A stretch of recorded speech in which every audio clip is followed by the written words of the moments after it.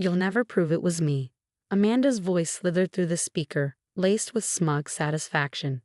Everyone knows you're just jealous because I'm the favorite daughter-in-law now. Good luck explaining this to the family. I stared at the loan documents spread across my desk, my pulse pounding against my ribs. $75,000. Taken out in my name. The signature, almost perfect, wasn't mine, but close enough to fool anyone who wasn't trained to spot forgeries. My name is Olivia Parker, and at 32, I had just discovered my sister-in-law had stolen my identity. Amanda, I said, forcing my voice into a measured calm. Years of professional training clicked into place. Taking out a loan in someone else's name? That's identity theft, a federal crime. She laughed, sharp and mocking. Oh please, no one's going to believe you. I've already told everyone you're making up lies because you're bitter. Even Mark thinks you're just being paranoid. Mark, my husband of 5 years, forever caught between keeping the peace and ignoring the obvious.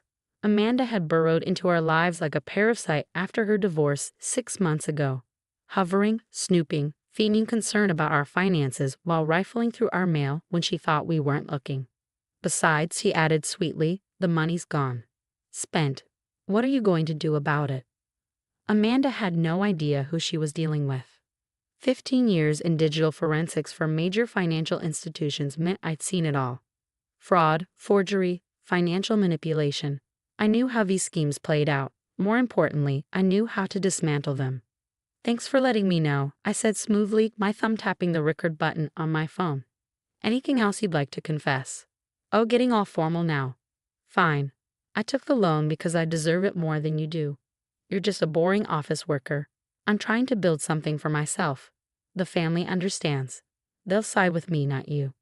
I ended the call, exhaling slowly. Then I got to work.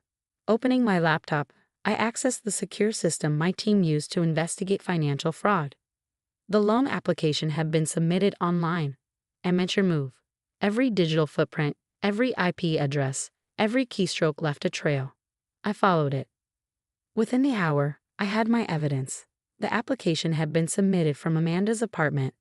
My stolen social security number, her own email as a secondary contact. Sloppy, textbook identity theft. My phone buzzed. Mark. Liv, Amanda just called me crying, he started, his voice tight with concern. She says you're accusing her of something. You know she's been struggling since the divorce. Mark, I cut in, steady but firm. Come home. Now, there's something you need to see. Can't this wait? She's really upset. No, it can't. Your sister took out a $75,000 loan in my name. I have proof. Silence. Then finally, a hesitant. I'll be home in 20 minutes. While I waited, I fortified my case. Loan records, deposit trails, email confirmations. I secured the call recording in multiple locations. There would be no wiggle room. Mark walked in looking pale. I met his gaze, then silently turned the laptop screen toward him. He scanned the documents. The color drained from his face. She really did this. Because she thought she could get away with it, I said. Because she thought I was just a boring office worker who wouldn't fight back. He sank into the chair, running a hand through his hair. What are you going to do? I pulled up the official fraud report, my finger hovering over the submit button. My job.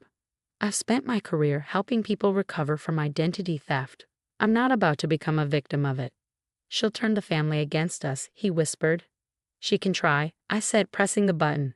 But unlike Amanda, I know exactly what I'm doing. The wheels were in motion. By Monday morning, the bank's fraud team would have everything they needed.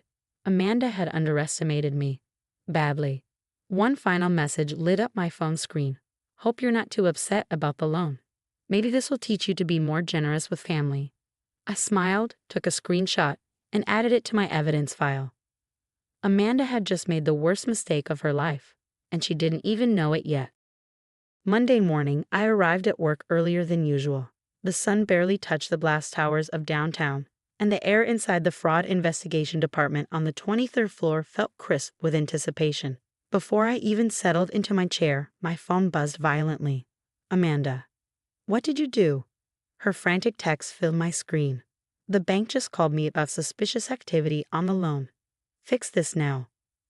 I silenced my phone and pulled at the case file I'd submitted. Every piece of evidence was airtight: IP addresses, timestamps, email trails, even her own arrogant boasts. Within hours, the department confirmed what I already knew. Amanda was guilty. The bank had frozen the remaining loan funds in her account. A knock at my door. "Mrs. Parker?" My colleague James peered in.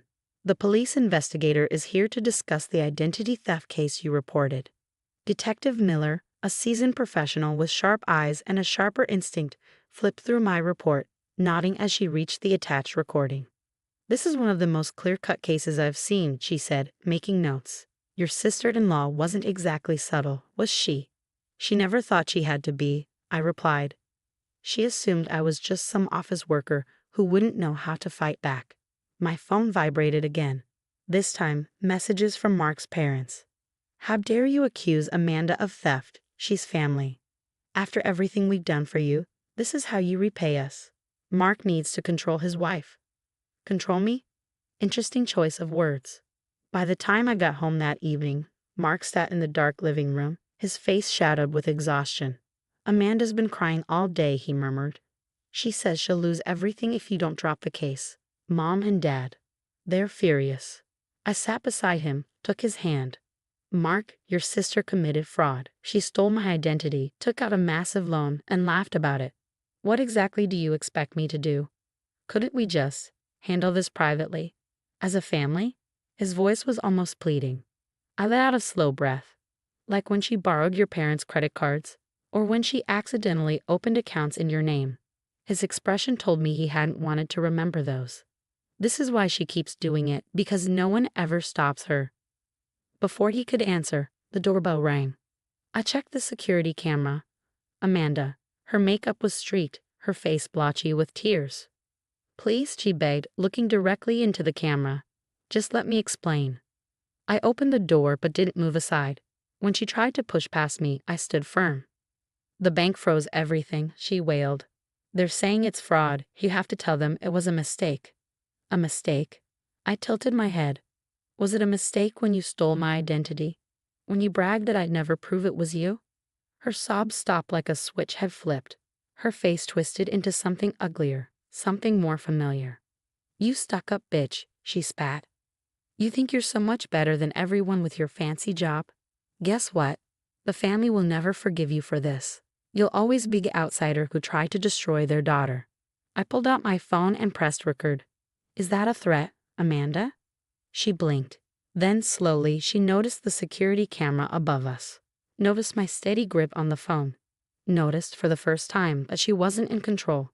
Her voice dropped. What exactly do you do at the bank?" I smiled. "I investigate financial fraud and identity theft, and I'm very, very good at it." "So, Amanda, would you like to explain again how you got my social security number?" The blood drained from her face. Behind me, Mark exhaled as if waking up from a long, heavy sleep. "You've been playing us all along," Amanda whispered, "acting like some boring pencil pusher when really I was just doing my job." I finished for her. "Speaking of which, Detective Miller will be in touch soon. She'd love to hear your side of the story." Amanda stood frozen, speechless for the first time in her life. I shut the door, and for the first time in her life, she was alone with the consequences of her own actions. The aftermath of Amanda's identity theft swept through the family like a storm, tearing apart long-held illusions. Detective Miller moved swiftly, assembling an airtight case from my evidence. 3 days later, Amanda was arrested, and just like that, the carefully maintained facade of family unity crumbled. I was in my office, reviewing the final case report, when Mark's mother called.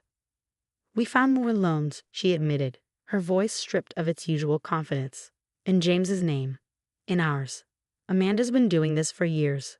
We never wanted to believe it." The investigation uncovered a pattern stretching back nearly a decade. Amanda had stolen almost $200,000 from family members, always spinning herself as the victim, always relying on their loyalty to shield her from consequences. Mark stood by me through the proceedings, seeing his sister clearly for the first time.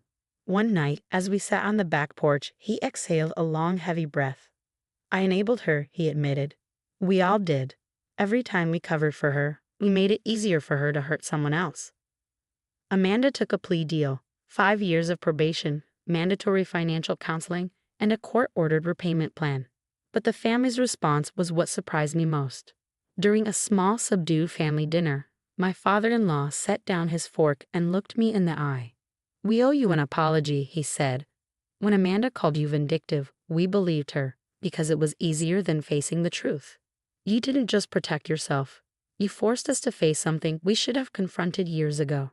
The table was quieter than usual. Amanda's empty chair was a stark reminder of all the years they'd ignored the signs, the times they'd made excuses, but there was also something new in the air: honesty. "I found more evidence," my mother-in-law murmured, hands tightening around her coffee cup. "Old bank statements, times when money went missing, when things didn't add up. We always convinced ourselves it was a mistake. We never wanted to see what was right in front of us." Under the table, Mark squeezed my hand. Small gestures of gratitude had become his way of showing me how much had changed. Our marriage, once defined by unspoken tensions, had strengthened. No more pretense, no more avoidance. Just truth. 3 months after Amanda's arrest, I found an envelope in the mail. The handwriting was familiar, but shakier than before. "Dear Olivia," it began. "I've spent a lot of time in counseling trying to understand why I did what I did. The easy answer is money. But the truth? I resented you. You built your success the right way, while I was always looking for shortcuts. Telling myself you were boring and plain was easier than admitting I was jealous. I'm sorry, not just for stealing from you, but for every time I tried to tear you down to make myself feel bigger." I handed the letter to Mark, watching his face as he absorbed his sister's words. "She's finally getting help," he murmured. "Real help. Not just excuses and cover-ups." The family began to heal, slowly and deliberately.